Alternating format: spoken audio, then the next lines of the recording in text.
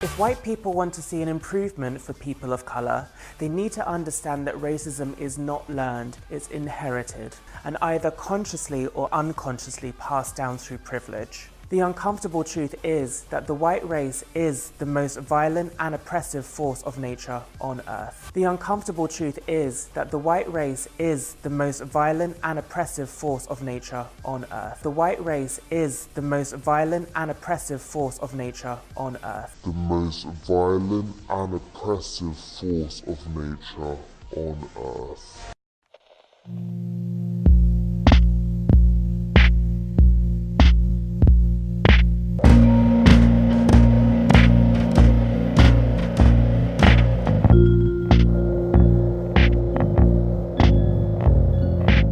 You may have noticed that recently the BBC has been hosting some pretty wild guests and speakers on its late night news and political discussion programmes. By pretty wild, I'm talking about radical leftists, Marxists and racist intersectional weirdos who use the BBC's massive publicly funded platform to spew insane amounts of garbage that, if a white person said the equivalent of, would get them strung naked from a tree. Now, before my eager green-haired critics rush to the comments section and accuse me of supporting the deplatforming of these people, the very thing I've railed against in the past when it comes to people like Ayaan Hirsi Ali, among others, let me be clear in stating that I don't want these morons deplatformed. On the contrary, I fully support their right to freedom of speech and they can say whatever the hell they want. Quite frankly, having these people out in the open makes it easier for me to identify my enemies, so I'm not complaining about that. The problem comes with the platform itself, the BBC, which is paid for by the British taxpayer and is seemingly allowing these freaks to spread their poisonous opinions unopposed. These people are protected, mollycoddled and sheltered from any kind of opposition viewpoint that can seriously challenge theirs. Many of these televised debates aren't debates at all, they're one-sided diatribes where the consensus of opinion is firmly left-wing or progressive. Sure, there may be a few differences in thinking here and there, but these are usually focused on minor points and argued in a politically correct, walking on eggshells manner. To put it plainly, the BBC doesn't have the bollocks to give a legitimate platform to people on the right who would swiftly and unapologetically put these knobheads in their place. It's not okay to accuse me of things that just aren't true. The lie about tickets... May I please finish my sentence? I will walk out of this studio if I'm not allowed to finish. They're dramatically failing on their laughable pledge of impartiality, just like they did during the European referendum. I think the time is fast approaching where a serious discussion on the BBC compulsory licence fee needs to be held. Especially considering the BBC just spent £6 million of our money sending letters to threaten non-licence fee payers. Personally, if I was Prime Minister, and that's something I like to fantasise about a lot, don't get me wrong, I'd abolish the licence fee on my first day, actually within my first 10 minutes. And I'm sure there are millions of Brits who'd like to do exactly the same. But getting back to the topic at hand, I'm going to show you a collection of clips from recent BBC broadcasts just to paint you a picture of the current situation. Firstly, I think we'll start with something easy and childish. Safe spaces in British universities. Oh, this will be nice.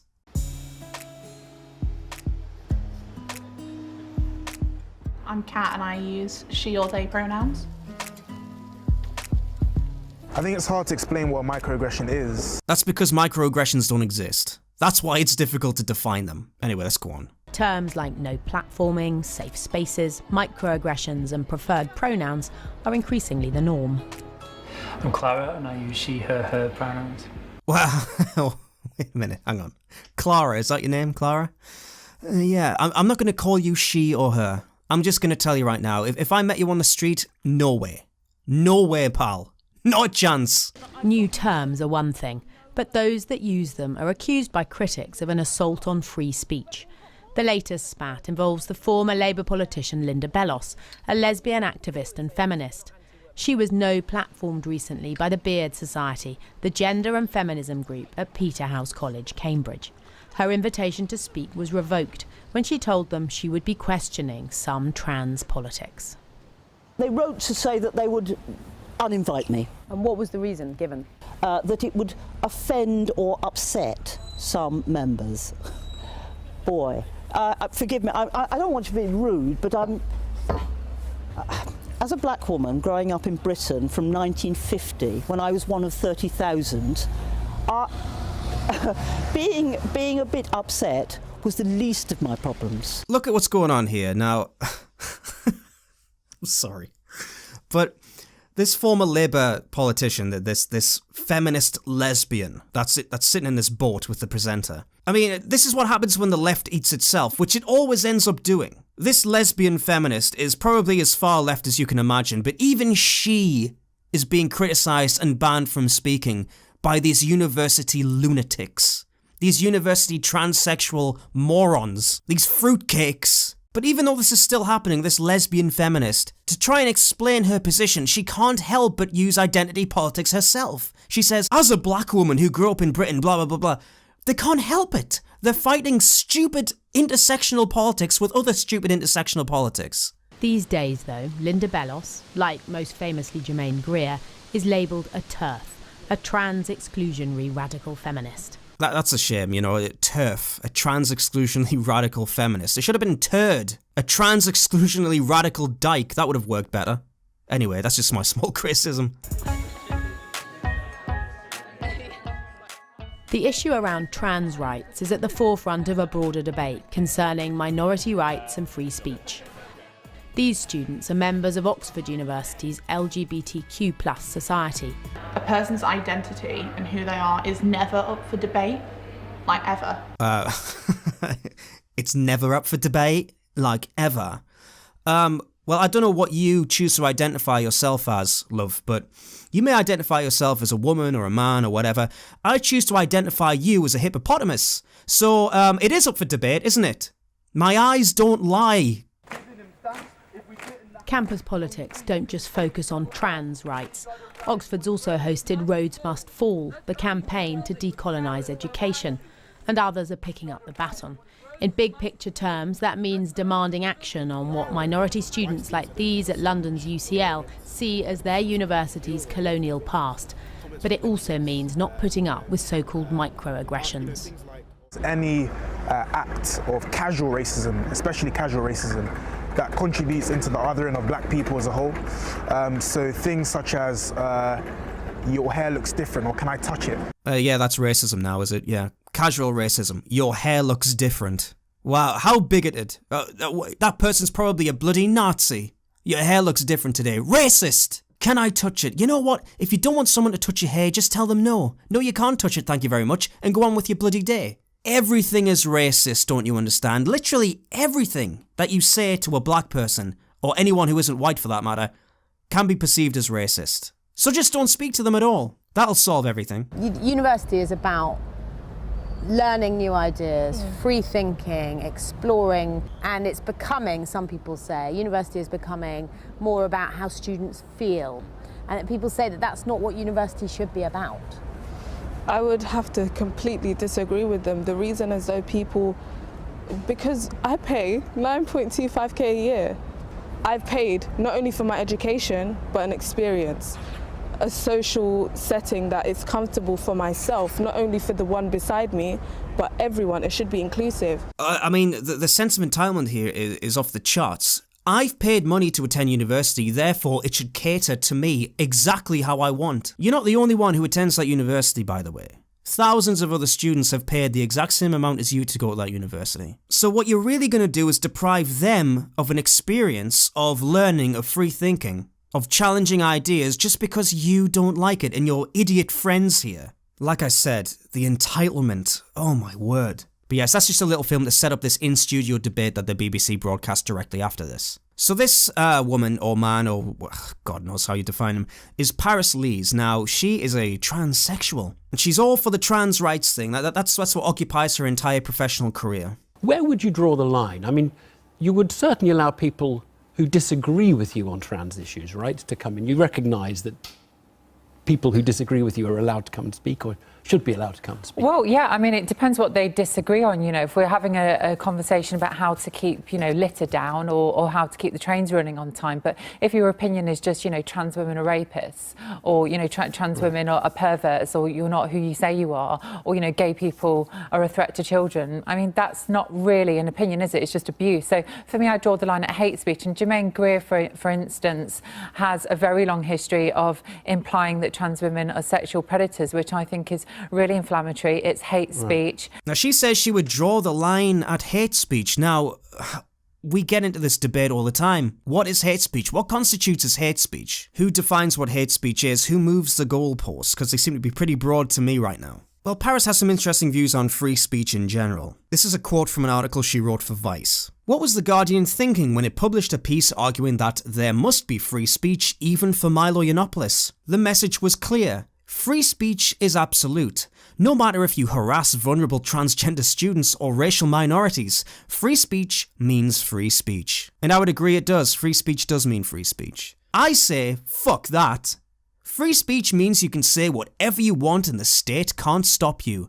It does not mean LBC has to pay you to spew up your wank ideas on air, or universities have to give you a platform to harass their students, or Cardiff University has to pay you to talk shit in front of an audience. She's a potty mouth. Hopkins is free to say whatever she likes. LBC are free to not pay her to say it.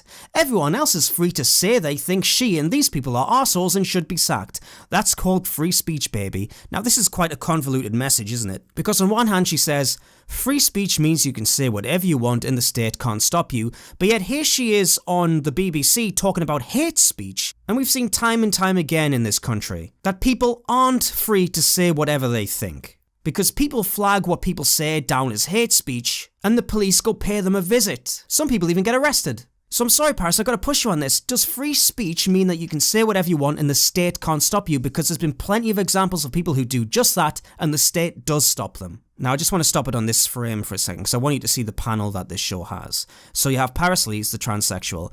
Across from her, you have Kate Smurfwaite, our favourite radical feminist. You know, the comedian. Yeah, right. Next to Paris, you have a black student representative from Oxford, I think, who is all for restrictions on freedom of speech.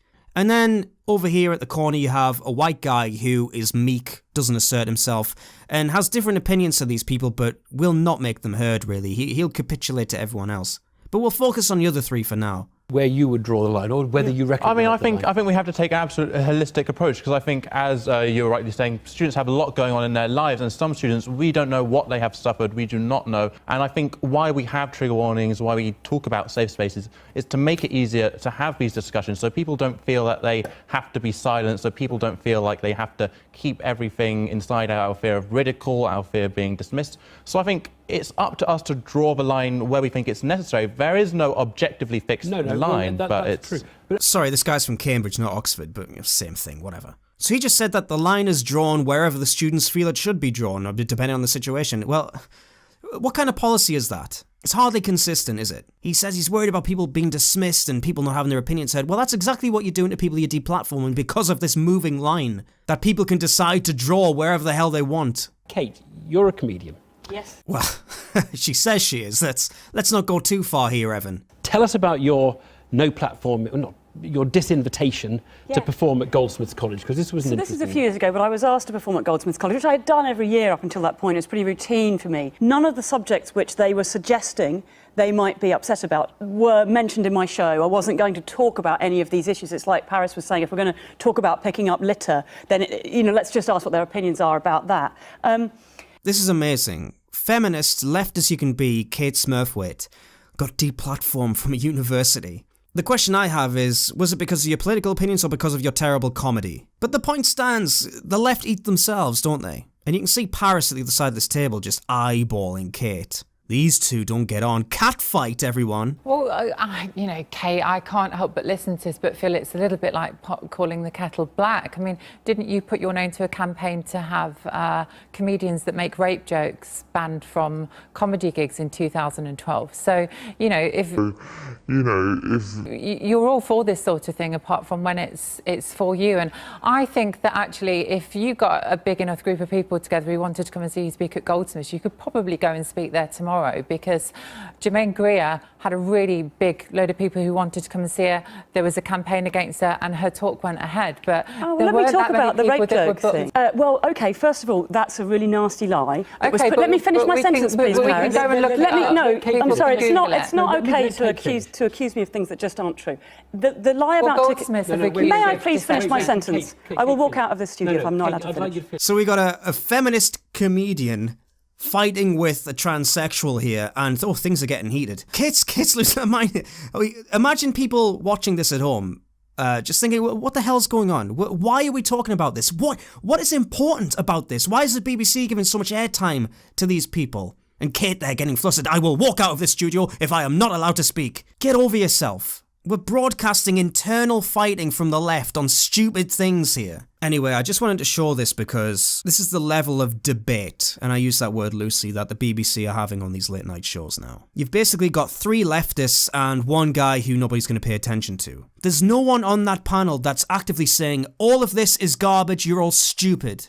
Okay, now let's move on to one of the BBC's other specialities, racial politics. Oh yes, they do love a bit of that. On BBC Newsnight, which is a highbrow late night news show, there's a segment called Views Night. Clever, isn't it? This segment is usually an uninterrupted opinion piece where whoever the guest is can say whatever they like about whatever subject. Once again, I have no problem with people expressing themselves, but there's no opposition view expressed and the arguments go largely unchallenged. This year specifically, there have been a worrying amount of race baiters occupying the time slot, so let's have a look at some of them. British sports stars should take a knee during the national anthem. No they shouldn't, you're an idiot. Piss off. That was my immediate reaction as soon as I saw this guy and heard what he had to say, and I'm sure it was yours as well. But, God. Alright, okay, let's give him some time, shall we? After President Trump attacked NFL players who joined Colin Kaepernick's refusal to stand during the US national anthem, he sparked a wave of protest. The players stress that they are not protesting either the anthem or the flag, but racial injustice in America and their right to freedom of expression. But they're not protesting racial injustice, are they? They're protesting Trump. It's an anti-Trump protest. When it first started with Colin Kaepernick, it was about Black Lives Matter and police shootings and all that stuff, which, by the way, we all know, all that stuff is so overblown and so inaccurate, and Black Lives Matter have lied time and time again. But the taking the knee protest has evolved from that to just an anti-Trump, anti-Republican, anti-right protest. That's all it is at this point. But why not protest the flag? Racism is so deeply ingrained that it is part of the DNA of the nation. Britain is no different. The police may not kill as many black people, but is that only because they do not routinely carry guns? So this guy's insinuating that the police are just murderous psychopaths, that the only reason why they're not committing massive rampages against black people is because they don't have the means to do so, they don't have guns. Every inequality of housing, employment, education and wealth that plagues African Americans is strongly felt by black people in Britain. All of this injustice is the direct legacy of the British Empire that often made its place in the world through genocide, slavery and colonialism. And there we have the British Empire reference. Just throw that out there. Yeah, the British Empire, remember that? Hundreds of years ago. You know, the British Empire fought more than anyone to end slavery. But no, we can't talk about that. No. Can't talk about the fact that slavery existed in Africa long before, hundreds of years before Europeans went there. It still exists today, just so you know. You know where it doesn't exist? In Britain. The empire produced a toxic national identity, yet many people are yearning to roll back the clock to when Britannia ruled the world. For God's sake, a toxic national identity. In this guy's head, any idea of national identity is probably a bad thing, probably toxic. And people aren't wanting to roll back the clock to have a British Empire again. People want to roll back the clock to a time where people actually had pride in Britain, where you were allowed to be proud of your country without getting shouted down by idiots like you. That's all people want. So, rather than draping themselves in the flag or tearing up during the anthem, British sports stars should take a knee or clench a fist. The flag is not a symbol of pride, but oppression. An anthem praising the monarch is not unifying, but divisive. A nation that will not deal with the realities of its racism is not one that the children of the colonies can feel part of. So, never again will I stand for the national anthem. Well, thank you for that insightful piece. Nobody cares if you stand or not for the national anthem. You can do whatever you like. But don't come out with bullshit and say the flag is a sign of oppression, not pride, and how the national anthem is divisive. You're divisive. You and your ilk are the divisive ones. Always going on TV expressing this nonsense. Always insinuating that British people should have a sense of shame about their history, about their ancestors. About things they had no part in. Fuck off. Let's move on to the next one, shall we? Oh, you're gonna love all this. Statues are more about our present than our past. Is the statue of Robert E. Lee in Charlottesville a symbol of oppression to be torn down, or a historical monument to be preserved? Donald Trump laments America's history being torn apart with the removal of our beautiful statues and monuments. But controversies about statues aren't mainly about the past. They're almost always about the present. Most Confederate monuments were built in two periods. First, from 1900 to 1920, when Southern states were enacting Jim Crow laws to segregate public space. Second, in the 1950s and 60s, when white supremacists were fighting desegregation and the civil rights movement. At both times, statue building reasserted white dominance in the present. White dominance in the present. Or maybe it's just the first simple explanation. Maybe it's just a monument to remember the Civil War in the past. How about that? History's important, mate. White dominance. Donald Trump asks incredulously if the next step would be to take down statues of George Washington and Thomas Jefferson. He thinks it would be self-evidently absurd to topple the nation's founding fathers. But maybe this is exactly what is needed to reimagine American identity in non-racist ways. Yeah, maybe this is exactly what is needed. Tear down statues of George Washington, all the founding fathers, everyone who helped create America, helped create that brilliant country. Tear them down. Mount Rushmore, blow it up. How dare we still have Mount Rushmore in the United States? Let's erect a statue of Oprah instead. Yeah, that'll be good. Can you believe this guy actually advocated for the tearing down of statues like George Washington? And he says it without a hint of irony. None. The next point is even better though. This is what South African protesters have been doing to the father figure of apartheid, Cecil Rhodes. In part by bringing down a statue. Yeah, you know what else is happening in South Africa, mate? White people are being murdered. Yeah, that's right. White people, specifically white farmers in South Africa, are now the victims of racial discrimination and racial violence. They're being shot all over the bloody place. So yes, let's take an example out of South Africa. Yeah, what a great place to learn from. We need to be honest about our past. Tearing down and building up can both be steps towards justice. I mean, that's just empty words. That means nothing. I mean, that's stupid. Are you still with me? Or are you throwing your computer out the window? I mean, this is hard to watch, isn't it? Like I said, and nobody's challenged these beliefs. These pieces just aired in their individual forms.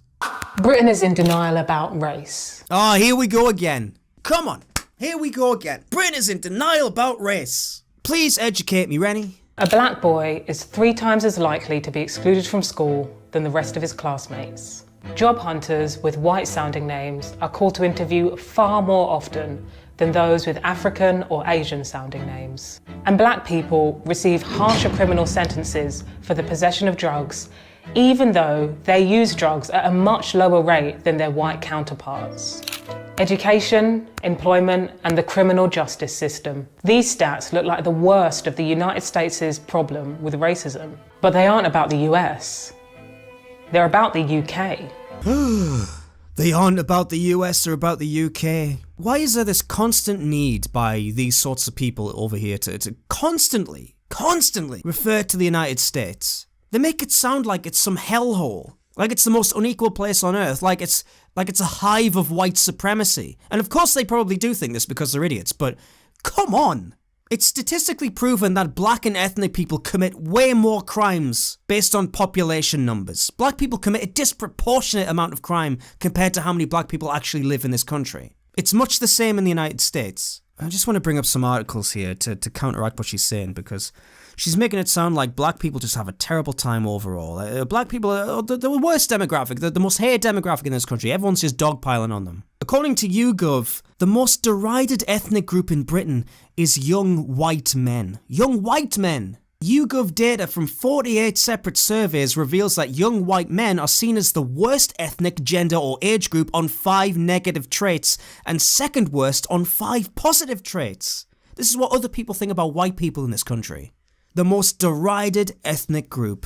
On the subject of education, majority of white working class boys fail to get good GCSEs. This is the 10th time they've been ranked the lowest or second lowest performing ethnic group in the past decade. Oh dear me. And those privileged white people just, sailing their way through life. This is one of my personal favourites. School marked down by Ofsted for being too white. Parents are angered after Lincolnshire Primary School marked down by inspectors for not having enough black or Asian children. Wow. So the problem with this school isn't the classes, it isn't the teachers, it isn't the standard of education it provides.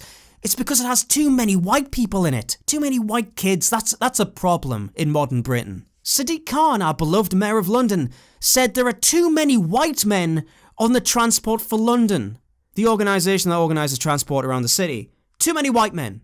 Too many white men. This is unacceptable. I've got more. Do you want to hear some more? The BBC, oh well, this is relevant. BBC bans white people from job, but workforce already reflects the country's ethnic makeup. The BBC said it aimed to target underrepresented parts of Britain with an internship white people cannot apply for, despite figures showing the corporation is already scoring above what is expected of them. And this shouldn't be a surprise to anyone because, well, least of all to me, and I'll tell you a little personal story. When I was younger, when I was in university, maybe 2011, 2010, something like that, I applied to a couple of these BBC internships. I applied 2 years in a row, and it was a multi-stage application process. So you'd fill in one part of the form 1 week, send it off, and then if you passed, they'd send you the next bit. 2 years in a row, I passed every single stage up until the point where I had to list whether I was white, black, whatever. 2 years in a row, I said I was a white man, sent it off, whoops, never mind, denied. Denied, you can't have this. They didn't even pretend to take their time about it either. They sent me the denial like 5 minutes after I sent in the form. So there was no doubt about why they were denying me. And I actually sent them a really long email just shitting on them, really going at them, really tearing into them. And I wish I could find it, but it was years ago. I can't show you. They didn't get back to me, of course, but they never do. But yes, the BBC once again showing their true colours, I have to say. British Transport Police bans white people from recruitment workshop. Sessions are designed to help improve applications, only available to women and black minority ethnic groups. Well, how about that? Yeah, those damn white people just get everything handed to them, don't they? Yeah. But go on, tell me how I'm a terrible person. Go on, continue. Britain is in a state of denial.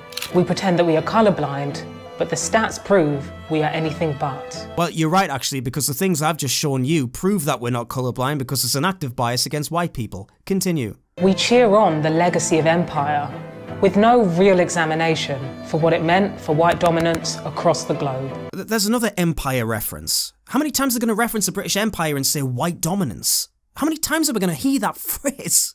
How many more hundreds of years in the past do you need to go to make your argument, eh? Come on. But racism has a political purpose. In marginalising some, it bolsters others. That's incredible. It has a political purpose. Yes, I completely agree. You have a very clear political purpose with this garbage. It marginalises some and bolsters others. That's exactly, I can't believe you said that. That's exactly what you're doing to white people with this. Don't you get it? Now, these people will be the first to complain about white nationalism and Trump supporters and all this stuff. The rise of far-right white nationalist groups. But they don't have the sense to realise that they are in part largely responsible for this.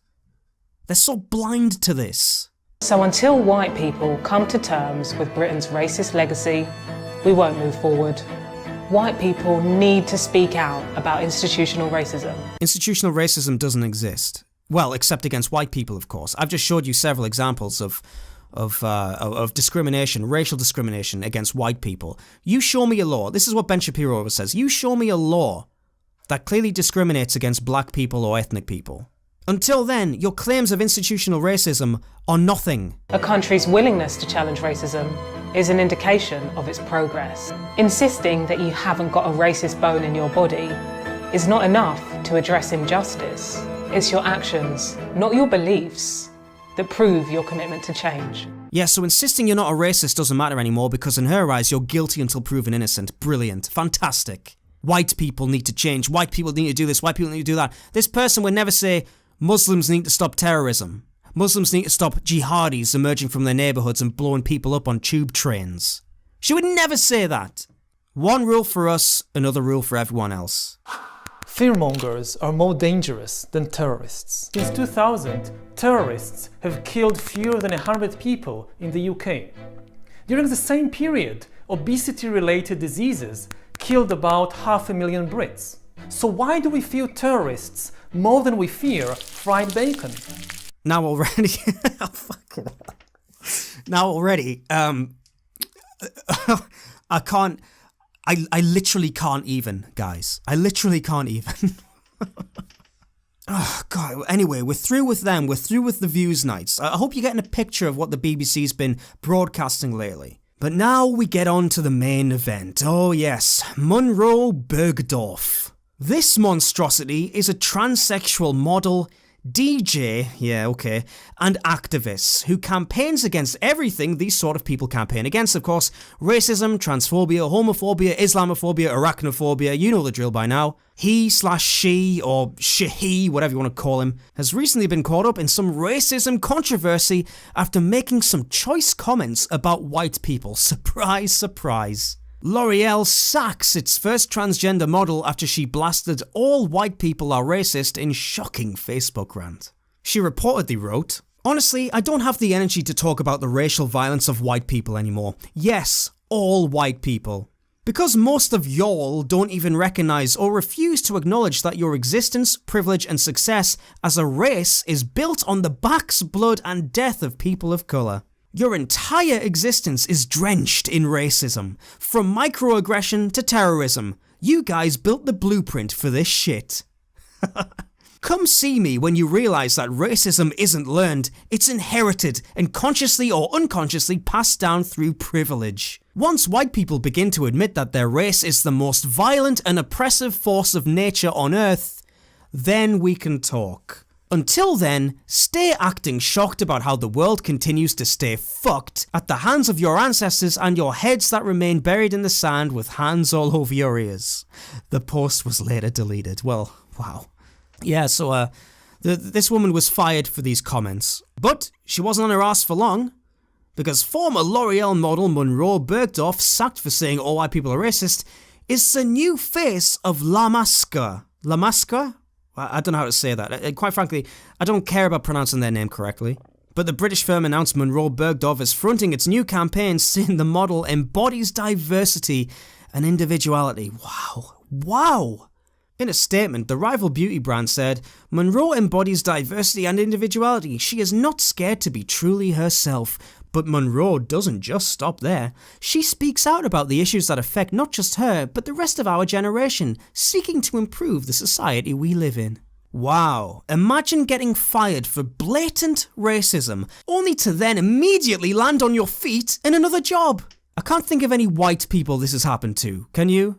Maybe this is just another example of black privilege, eh, Monroe? But I guess Monroe's opinions don't matter as much as her body, since she clearly only has any sort of career at all due to the fact she decided to become a woman in her 20s. No offence, but I wouldn't really call this prime model material, would you?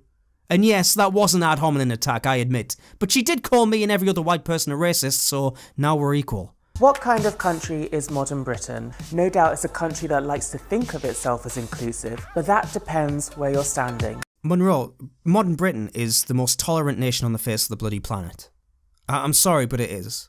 We've had multiculturalism forced on us for decades. We have mass immigration that our social services simply can't cope with, but nobody wants to say that. Nobody can say that, really. Nobody can say the NHS is suffering because of mass immigration. We have positive discrimination in the workplace. I mean, I gave all those examples earlier of white people being discriminated against and denied from job opportunities because they want to hire more black and ethnic people. Britain is one of the most tolerant and regressive nations on earth. But that's never good enough for you, is it? To me, as a transgender mixed race person, we live in a deeply racist society. To me, as a transgender mixed race person, yeah, there you go, you tick all the boxes, don't you, Monroe? Transgender, tick. Mixed race, tick. Oppressed, oh god. If only you were a Muslim, you'd be even further up that list. Why should we expect anything else from a country that's built its success on the enslavement of non-white people? It's that continuous cycle of racism that explains where we are now. Why does the UK acknowledge the sacrifice of people killed in wars, but not the spilled blood of black people? Once again, we have a reference to the British Empire and slavery. Can I remind people how many hundreds of years ago slavery ended? And can I also remind all these people who ended slavery? Oh, that's right. Oh yeah, the British Empire. I'm not saying the British Empire was a wholly positive thing. I'm not saying it was a wholly negative thing. It was a mixed bag like everything. It did some good things, it did some bad things. Everyone acknowledges this. Get over it. If the UK took our oppression seriously, then people like me who call out racism would be listened to, rather than ridiculed or threatened with death. Amazing. If Britain took our oppression seriously, you aren't oppressed, Monroe. Give me a break. We've just learned how you were sacked for blatant racism, but then ended up in another job almost immediately. And you didn't only get a job, you became the face of that company's new campaign. Here you are on television, getting unobstructed airtime to view your stupid beliefs. And it's fair to say that you only have this fame and notoriety and this career of yours because you are a black transgendered woman, or man, or whatever the hell it is. You are where you are today because of the decisions you've made in your life and the victimhood you claim at every bloody corner. You're privileged. There's that word for you. You are privileged, Monroe. Much more privileged than I have to say. Maybe I should have gender reassignment surgery. White people want to see an improvement for people of colour. They need to understand that racism is not learned, it's inherited, and either consciously or unconsciously passed down through privilege. The uncomfortable truth is that the white race is the most violent and oppressive force of nature on Earth.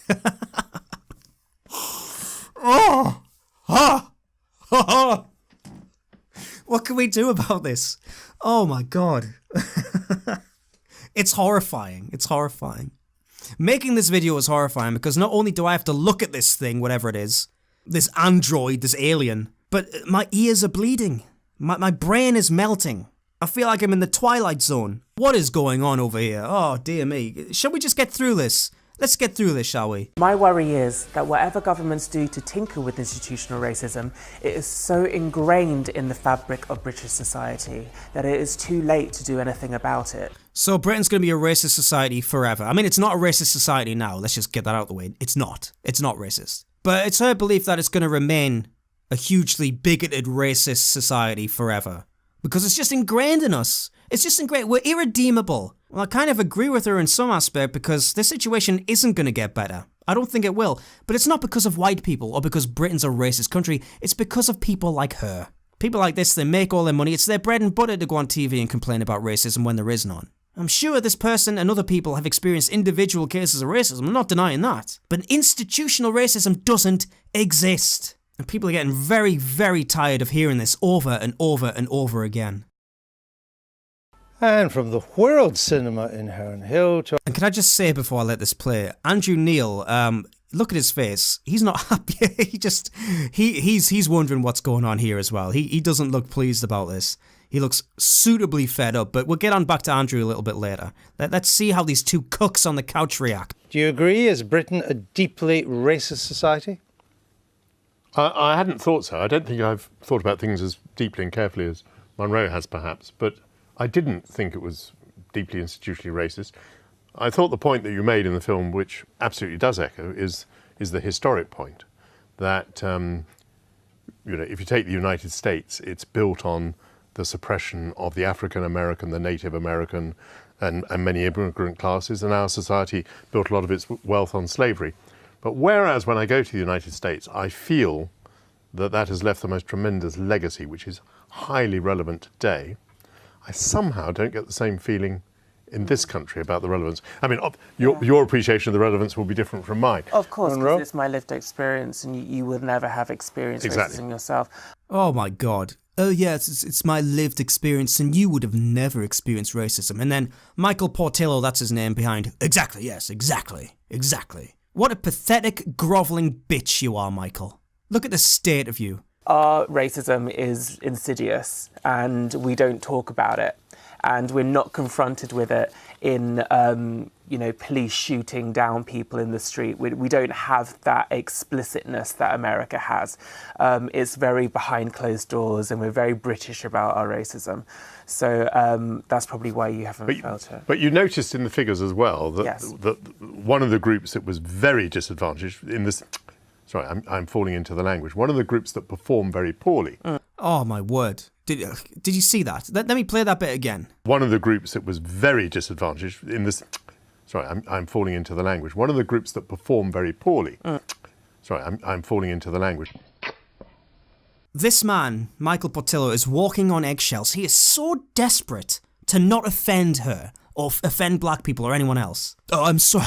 I'm sorry. I'm falling into the language. How dare I? Oh God, I must be careful. I must be respectful. Piss off. It's harder to get on and succeed because of the colour of your skin in our country. And I think the powerful argument you make is that simply, if you are in an institution, whether that's the board of directors or a police chief constable, it's not enough to say, I'm not racist. Yes. You have to prove that in the actions you take every day as an institution, because unless you're on the front foot and actually doing something about it, the status quo is not a fair status quo on racial terms. And so therefore, but surely if we are proactive, it's not we're inevitable. not proactive. That's what I was talking about. But it's not inevitable.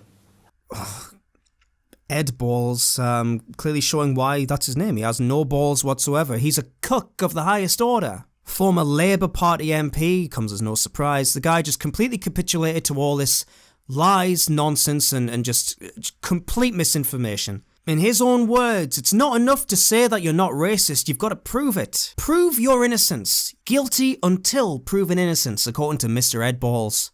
What a loathsome individual this guy is. A true Labour Party representative indeed. Rolling over and taking it. Every single day. We live in a society where we won't even talk about it. So until we actually we've only just really started talking about modern day racism. Excuse me, Monroe, but this is all you people ever talk about. We don't talk about it. That's all I bloody hear on TV, on the BBC. Let's say hypothetically, if racism ceased to exist in all of its forms in society, you'd be out of a job because no one would care. No one would care about you. But I'm sure you'd find another cause to latch yourself to. And especially when it comes to education, the whole system needs to change. But let me look at education. Let's look at the figures on education. Now, this is the point in the debate that, it actually starts to take an upturn, starts to improve, because Andrew Neil sticks his nose in. And Andrew Neil, in my opinion, is one of the only people at the BBC who still has any self-respect, who still has a spine and a backbone. He's not taking this lightly, and he's going to challenge Monroe directly on her points. Just watch her crumble and collapse. And it's not even that much of a challenge. You just throw some stats her way and see her lack of a comeback. 33% of white kids go to university or further education. 37% of black kids go to university or further education. 67% of Indian kids go to university or further education. 76% of Chinese kids go to university or further education. Where's the racism in that? I'm talking about how people's history and how people's But I'm talking about now and the chances of young children. I'm not talking about their... But what's wrong with these figures? I'm about to tell you. I'm not talking about their academic performance. I'm talking about how we are taught about each other. If black kids aren't being taught about their histories, if we're being taught, that white history is paramount, that's essentially feeding into a white supremacist narrative. We can't be teaching kids that white is the default, that white people's history is the sole history of this country. We need to be taught about black contributions and other contributions of other cultures within society. But figures would suggest that as a country, we're doing reasonably well. No, that's facts and figures. But you think, facts and figures are important. I think that the success of Britain is literally based on racism. And do you think we're irredeemably sexist as well? 100%. But if you take something like gender, I think we are making advances in terms of gender pay. All men smashing down the patriarchy, we are going to be on that page. Britain is literally made on slavery. It's literally built on racism. And on top of that, everyone's sexist as well. Well, men are sexist. Every man's sexist. You see Ed Balls there trying his best to grovel at her pathetically. Oh, we're making progress on the gender pay gap, man. Right? There is no gender pay gap, Ed. Grow a pair, will you? This woman is insulting you. But you seem to think that white people are uniquely evil. I didn't say that. I didn't say that individual people are unique. Well, I'm talking about society. No. You said whites are the most violent and oppressive people. Well, yeah. That's what you said in your film. And if you're going to go back so that would seem to me that statistics point that out too. Really? Well, the Chinese were massacring Chinese and other races long before they'd ever met a white person. Attila the Hun wasn't white. It's the same in the subcontinent if you go back hundreds of years as well. The genocide in Rwanda was black on black. So is the Congo, which is the rape capital of the world. These things have got nothing to do with white people. Okay, and I feel like this situation where I'm sat on a couch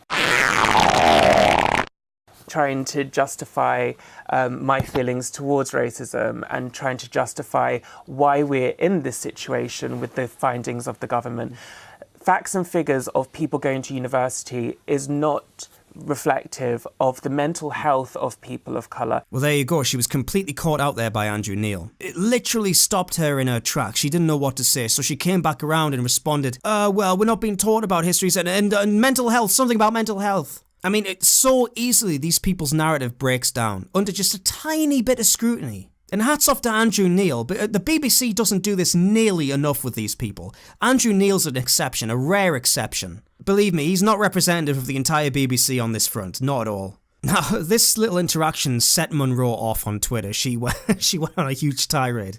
Let me show you some of her tweets. Debating structural racism in modern day Britain on BBC One with 3 white middle-class cisgender men. Sounds about right. Sigh. We'll talk about diversity as a topic, but not implement it. If I'm honest, that panel talk was a little embarrassing. Yeah, for you it was. And for Michael Portillo and Ed Balls. For you 3 it was. Very embarrassing. And the BBC as a whole. Ethnic minorities are performing academically, everything's fine. Okay. What about the fact that they definitely work twice as hard? Well, first of all, no one knows that. You have no evidence to back that up. They definitely work twice as hard. Citation needed, Munro. Provide the source. Provide the evidence. In her mind, every classroom is just a white supremacist meeting where the teacher has a whip. Having to justify my lived experience to 3 white men who talked over me, repeating facts and figures, utterly mind-boggling. None of them talked over you, Munro. We've just seen the clip. None of them talked over you. In fact, they were overly polite to you, especially Ed Balls and Michael Portillo. They were so polite to you. They were walking on eggshells for the entire time. And how dare they repeat facts and figures? I mean, how dare they prove you wrong, right? And this is the best one. I will not participate in future panel talks unless the panel is diverse. So unless the panel doesn't have white people on, essentially, that's what you mean. Yeah. Unless the panel is completely suited to my beliefs and everyone agrees with me. That's what you mean. You're pathetic. You're a waste of space. She's terrified of disagreements, anyone challenging her warped worldview, and is willing to shut you down. This person, Munro, is a coward, a divisive huckster, and yes, an anti-white racist zealot. The fact this person is making good money peddling lies, misinformation, and inspiring racial conflict just shows you the hypocritical nature of what's acceptable in British public life. You can be a racist, but only if you're not white. You can be a sexist, but only if you aren't a man. And you, the British taxpayer, are funding all of it. The BBC is a perfect example of where things have gone wrong in Britain. It exemplifies all of it. It's not impartial, it's incredibly biased. It will happily entertain certain views that would be considered evil and Nazi-like if uttered by someone with a lighter skin tone. It's a hub for apologism, political correctness, and protectionism of intersectional and alienating politics. Never would they dare to have the right-wing equivalent of someone like a Munro Bergdorf to express their beliefs, or even a sensible person on the right to shut down her stupidity in person. Instead, with the exception of rare characters like Andrew Neil, the BBC walks on eggshells around racial politics and offers no counterbalance to views and opinions that many people in the UK would find detestable. For all their pushing of diversity, there's no diversity of opinion anywhere to be found. And if any of you have ever been involved in some sort of BBC-related projects in the past, like I was when I was in university, then you know exactly the sort of people who prance around their offices. Broadly left-wing, broadly progressive. If this doesn't change, and if the BBC doesn't reform itself to show it can be impartial, then I believe a movement opposed to the BBC licence fee will grow in the near future, and it's a movement I think I'd merrily join. The direct legacy of the British Empire. The legacy of empire. A country that's built its success on the enslavement of non-white people. Britain is in a state of denial. We need to be honest about our past. A nation that will not deal with the realities of its racism. Come to terms with Britain's racist legacy. White dominance. White dominance. The white race is the most violent and oppressive force of nature on earth. Fried bacon. Thank you all very much for watching once again, everyone. I apologise for the length of this video, but there was a lot of examples to get through and I just wanted to get it out. Get all of it out there. If you'd like to support this channel and my work, you can do so directly through PayPal. The link is down below. Thank you to everyone who's donated already. Also, a massive thanks to my patrons. You guys are hateful bigots, so I'm sure you'll love this video. I love you all. And of course, many thanks and much appreciation to all my patrons. You guys and your pledges really help me at the end of the month. I can't explain it enough. You're all beautiful, beautiful people. If you'd like to help support my channel with pledges either on Patreon or Patreon, both links are down below, as well as all of my social media links, Twitter, Facebook, Minds, you name it. Okay, until next time, I need a rest. Have a good weekend. Thank you very much. See ya.